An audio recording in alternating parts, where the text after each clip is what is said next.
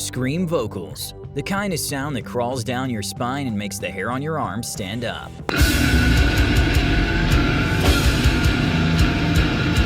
The kind of sound that hooks you because you can't believe a human throat just produced it. The kind of sound that takes a level of breath control and precision most singers couldn't pull off if their life depended on it. Drop a comment. What does scream vocals mean to you? Pure aggression? Emotion? Pure craft? For everyone on this list, it's all three. And we're starting with the vocalist you guys requested the most.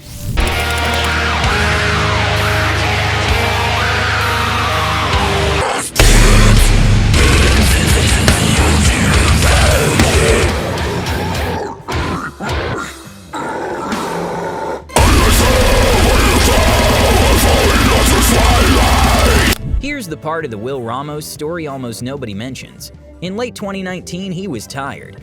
He'd been grinding in the New Jersey underground for almost a decade, hopping between metalcore and deathcore bands nobody outside the scene had heard of. And he was about to give up on music entirely and get a real job. In his own words, he didn't think he had it in him.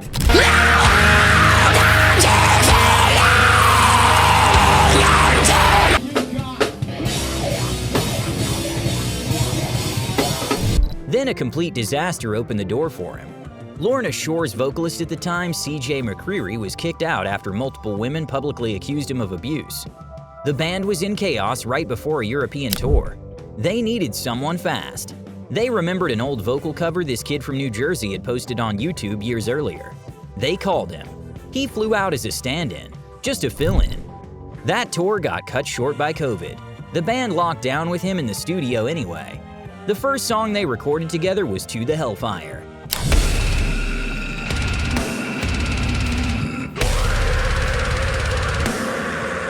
The pig squeal heard around the world. The man who almost quit music became the most famous extreme vocalist on the planet, overnight.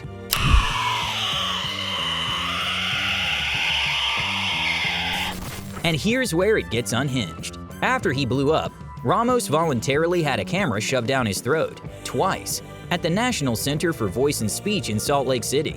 Scientists filmed his larynx while he performed his most brutal vocals live. His warm-up routine includes Tuvan throat singing, the ancient Mongolian technique nomads used to imitate the wind. And he learned to scream in his mother's shower with an iPod plugged into a camera, blasting Lamb of God. His mom genuinely thought something was wrong with him. He never had a vocal coach. A self-taught vocal scientist who happens to sound like Satan filing his taxes.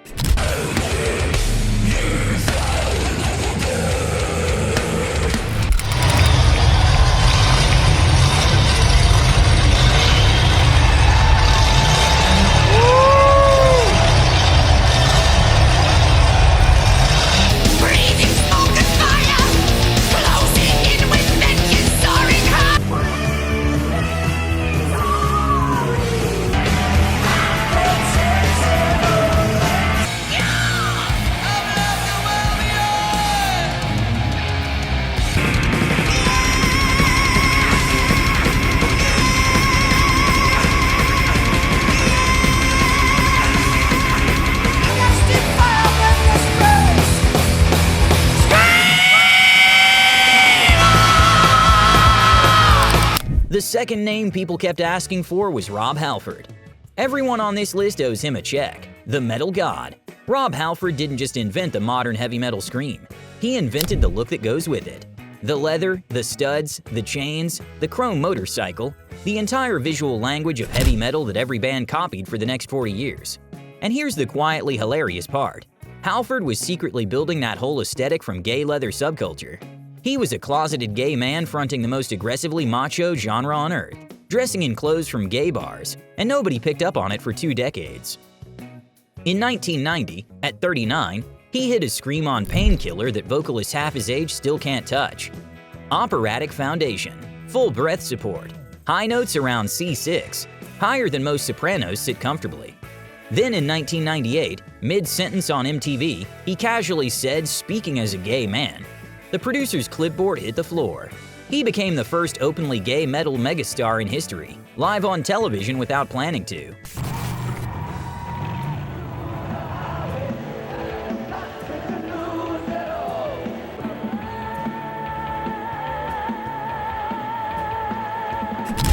And here's the part that should be illegal. August 1991, final night of the Painkiller tour in Toronto. Halford rode his Harley on stage. The stage riser malfunctioned. He slammed into a half-raised drum platform, broke his nose, and was knocked unconscious. The band kept playing. When he came to, he walked back on stage and finished the show, bleeding and concussed, singing Painkiller.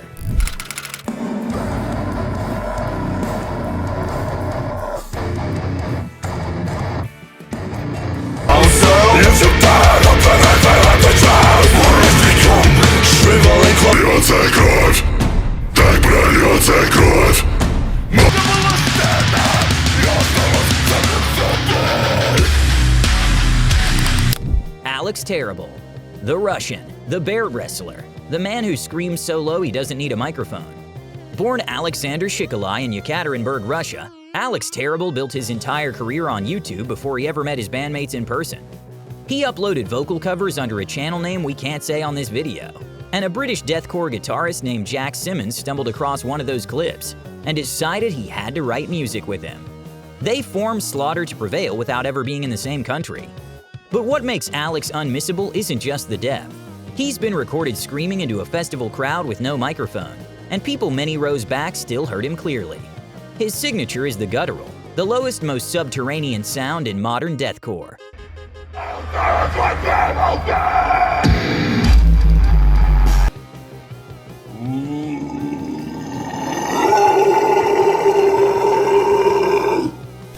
But on Costolum, he started adding pitched screams and clean vocals. The guy in the gold demon mask can actually sing.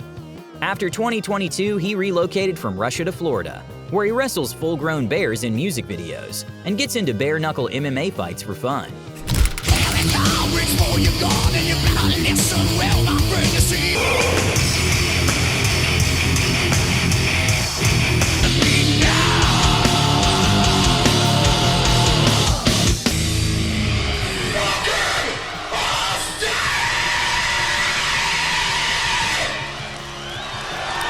A lot of metal vocalists scream. Phil Anselmo screams like he's punishing the audience. His work on Cowboys from Hell and Vulgar Display of Power is the bridge between Halford's clear operatic scream and the distorted aggression that defined the next 30 years of extreme metal. This is called domination!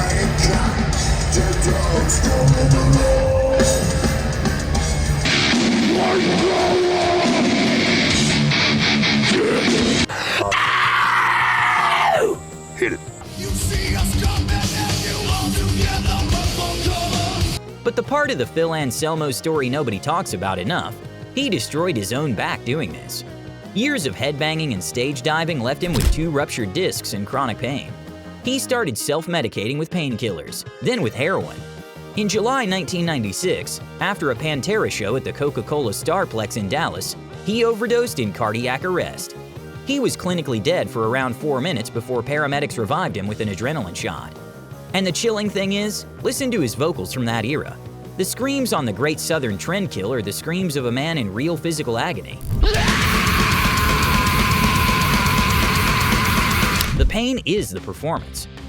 Before we continue, drop your top 3 screamers in the comments. And if you missed part 1, you can watch it through the link in the description. Or click the card in the top right corner. We will never rest!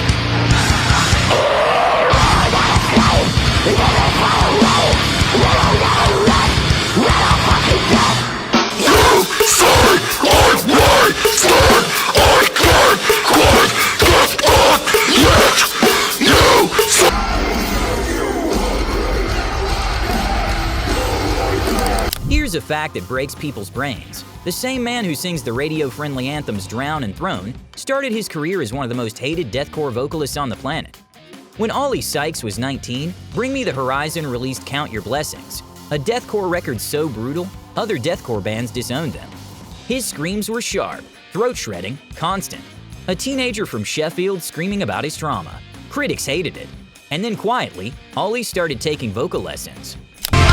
My secrets are burning all from my heart and my bones catch a fever. Roll me to the wall. Tomorrow I will come back, leader of the whole. By the time Sempiternal dropped in 2013, his entire instrument had been rebuilt. Mid-range screams that didn't shred his throat, diaphragmatic control, clean singing. He's one of the very few vocalists in heavy music history who started at the most extreme end of the genre and transitioned to mainstream pop rock without losing the scream. Listen to Parasite Eve. That guttural texture in the chorus is a controlled scream pretending to be a clean vocal. When we forget the infection, will we remember the lesson? If the suspense doesn't kill you, what's on God?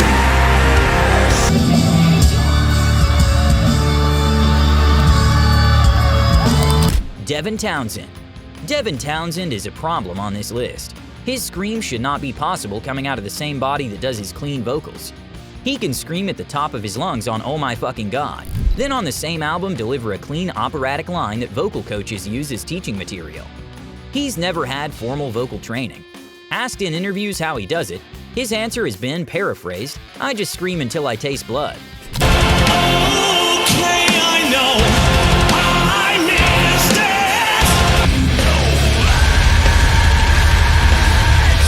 What makes Devin's screams unique is that they're emotional in a way most extreme vocals aren't. Townsend has been open about the fact that Strapping Young Lad was him processing severe mental illness in real time.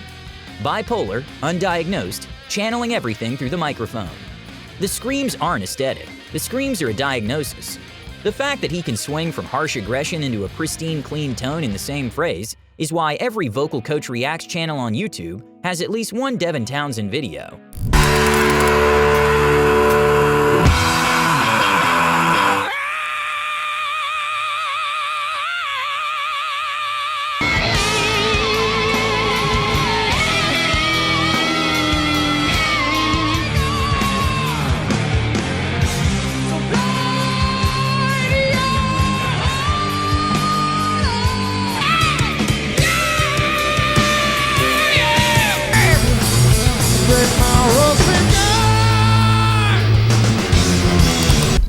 Cornell did not scream the way other people on this list scream.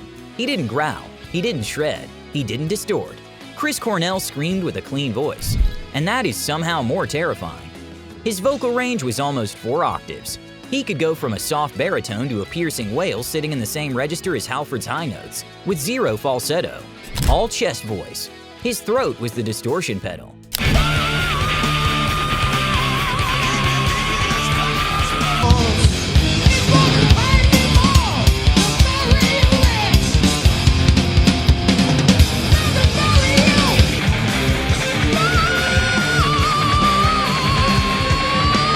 And here's what most fans don't know.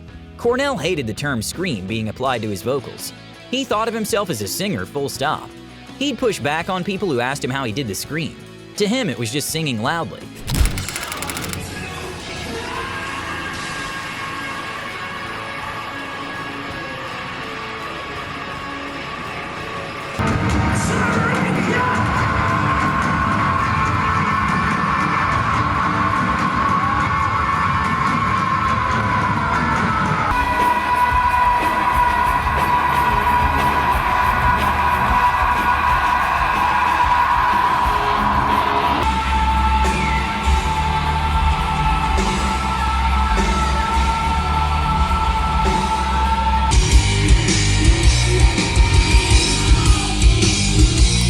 Maynard James Keenan on this list is going to upset some people.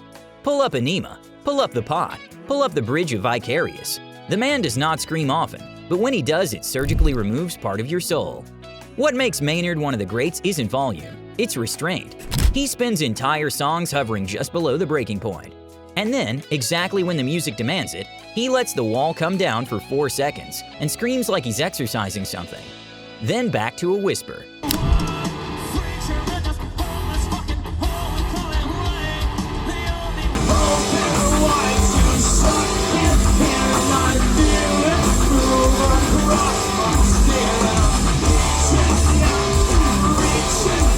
And here's a fact too good to leave out. Maynard is a competitive jiu-jitsu practitioner and a winemaker who owns an award-winning vineyard in Arizona. He has rejected the entire concept of rock star celebrity. He performs in the dark, behind the drummer in body paint, so the audience can't fixate on him. The scream when it comes is more devastating because you can barely see him.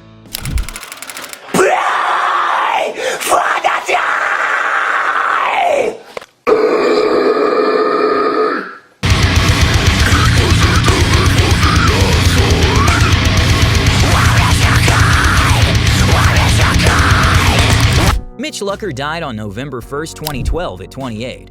A motorcycle accident in Huntington Beach, California on Halloween night. He has been dead for almost 14 years, and his vocal style is still the blueprint for every major deathcore vocalist working today. Will Ramos, the man we opened this video with, has openly cited Mitch Lucker as one of the primary vocalists he tried to imitate when he was learning to scream. Betraying the Martyrs literally wrote a song called Legends Never Die in his honor. Mitch Lucker is deathcore. His signature was the impossibly high tunnel scream, a piercing, siren-like shriek that sat in the upper register and somehow stayed musical. He could move from a guttural to that shriek in the same breath. After his death, his bandmates held a memorial show in Pomona, where Max Cavalera, Randy Blythe, and Rob Flynn took turns covering his vocals for his daughter's education fund.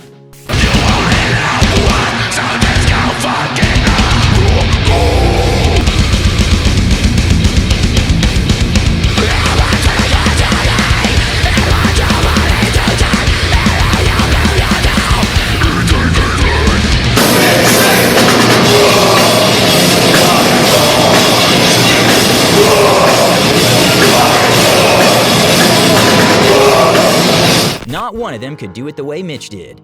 Even his entrance move, the wide arm stomp, is so iconic that WWE superstar Rhea Ripley uses it as part of a wrestling entrance. I do the stomp at the start, and I got that from a singer called Mitch Lucker, and he unfortunately passed away in 2012. And he was part of Suicide Silence, which was a band that I loved growing up as well. They got me through a lot as a kid. He was 28. Imagine what he would have done by 40. Quick note before our last entry, because she's about to make us actually use the right word. There's a difference between a scream and a growl.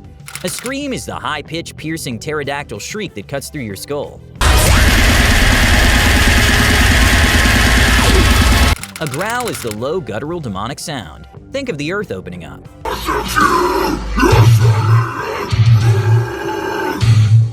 Most of the vocalists we just covered live primarily in scream territory. The next one made her career in the other half of the map, and she still belongs here.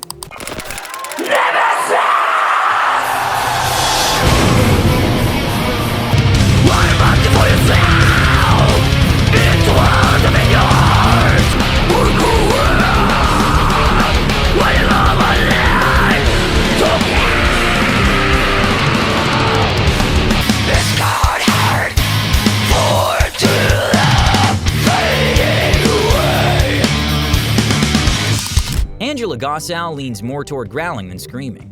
We just said the words. We're being honest about it. But what she did in 2000 is the single most important moment for harsh vocals in the last 25 years. Before Angela Gossow, the global metal scene had functionally zero successful female death metal vocalists doing primary harsh vocals at a world-class level. The few women who tried got dismissed as novelty acts. Angela came in as the new vocalist for the Swedish band Arch Enemy on the 2001 album Wages of Sin, and did something nobody expected. She didn't try to sound like a woman doing male vocals. She didn't soften anything. She growled and shrieked harder than the men.